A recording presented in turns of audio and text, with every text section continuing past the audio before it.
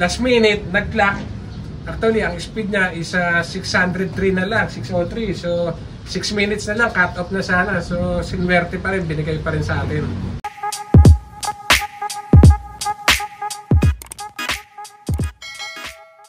Magandang hapon mga kalapatids. Ako po si Melvin Danielson.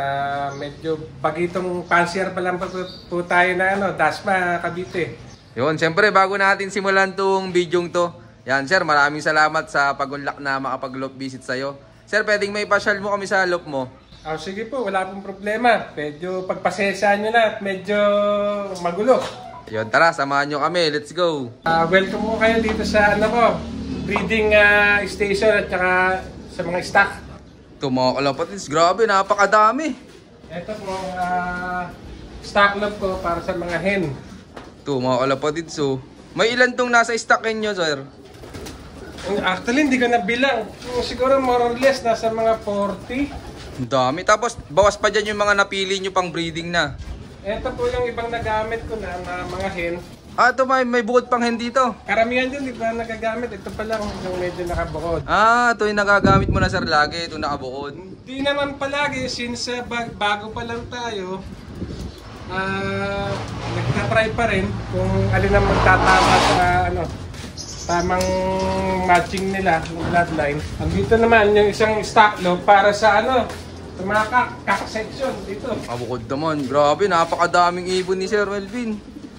Ito, sakak naman mga kalapatid, so. Puro kak po tayo rito. Alaga niya sa linis mga kalapatid, so. Oo, meron tayong kaibigan na nagpapasyan para tulungan tayo. Mga bloodlines naman, siyempre nung bago ko, meron naghikayat sa akin na kumuha na sa mga maayos na breeder. Nakakuha tayo kila Boss Anthony Alegre. Nakakuha tayo na stock dyan. Boss Idol Janor, malinis. Meron din tayo dyan. Tapos medyo marami. Gawa ng yung bago basta may makita maganda. Sige na sige.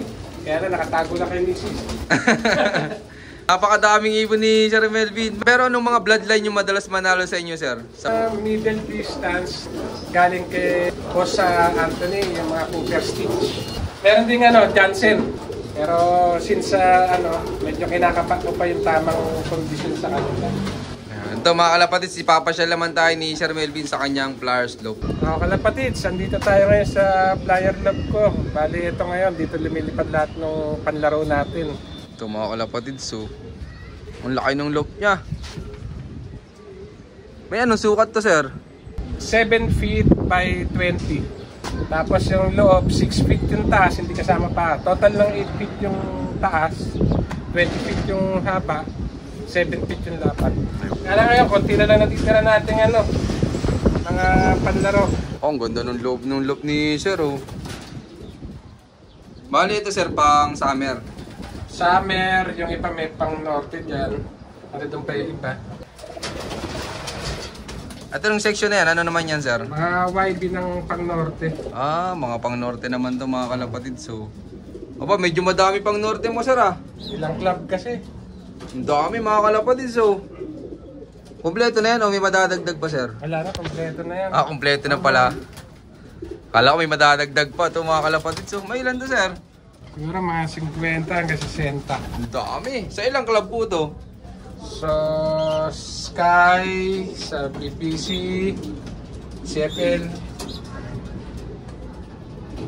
Pero ikaw po pala, sir, paano nahilig sa pagkakalapati? Nayaya ako ng isang kaibigan natin sa Malagasang. Nag-start kasi ako, breeder ako dati ng unang-una, aso. Tapos ang aso, manok. Tapos ng manok, lovebirds. It so happen na yung kaibigan ko na taga Malagasang, breeder ng lovebirds at the same time, nagkakalapati. So, ininganyo ako na maglagay ng loop daw dito at maganda pwesto. Actually, during pandemic pa, kasi yung unang batch na hawak kong kalapate, naglo-load pa ako sa sa Las Piñas kasi walang permit ang Cavite, natatakot pa tayo nung nag-load dito baka mahuli. Hindi ko malaman kung nakakatawa since wala, bibila kang patuka, diretso pakain. Tubig, yung plain water lang. Doon ako nagsimula, kaya ano, wala akong alam sa vitamins na mga binibigay. Ganun lang. To make the story short, yung first na alaga ko 27, meron doon nakarating ng ng derby hanggang Matnog.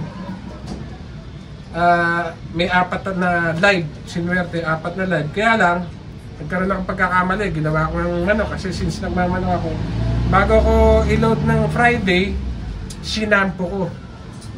Doon na naubos, wala na nakauwi. Nang naikwento ko sa mga kaibigan ko na nagkakalapati, tawa, so sabi doon tayo matututo sa sa experiences natin na medyo mali, hindi na natin ulitin.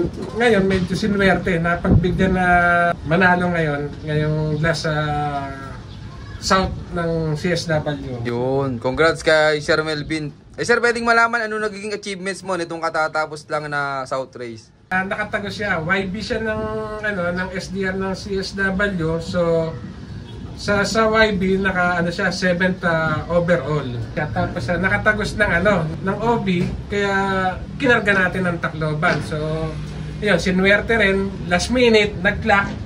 Actually ang speed niya is 603 na lang, 603. So 6 minutes na lang, cut off na sana. So sinuwerte pa rin, binigay pa rin sa atin. Ayun sir, pwedeng makita yung ibon. First overall sa Old Bird category, 7th overall naman sa YB category. Ayos ito mga kalapatid. So si CSWRPC 5353. Anong bloodline pala nan Sir Melvin? Bali, ito anak nung kinuha ko kay Anthony Alegre, Cooper Stitch, na na-cross naman natin dun sa nakuha ko kang ibon sa Caloocan. Actually, dalawa to. Parehas contender, yung 5-1 ang dulo. Kaya lang, Albayog, last lap ng Hot Wheels, contender sana siya, number 6. Hindi na siya nakauwi. Yun yung hen, medyo mas maliit dito. Kasi hindi sila kalakihan Kaya yung hen mas maliit, imagine niyo. Kung ito, parang nasa pagitan na nga ito ng small medium, yung hen niya mas maliit. So, hindi natin masabi, hindi siya sinuwerte. So, tignan natin, ulitin natin ngayon yung SDR, yung pairing natin ito. Subukan ulit natin. Bukod sa anak ngayon nito, may inakay, ilalaro na rin natin. Pero siya, gagawin ko na stock. First bird natin na naka-achieve ng Kaya ang pangalan nito ngayon, si Uno. Kasi first bird na napa-champion tayo rito sa loob natin. Napagbigyan din sir nakuha rin sa tiyaga, tapos binigyan na swerte. Yan, congrats kay Sir Melvin. Tapos sir, kamusta pala yan nung kinakarera mo simula nung first lap derby? Actually, ng first lap derby, 8 sila 8 silang in-entry ko. So, sa 8, pagdating ng Bulan, Sorsogon, bali na lang sila, 5. After ng Bulan, nakauwi, 4.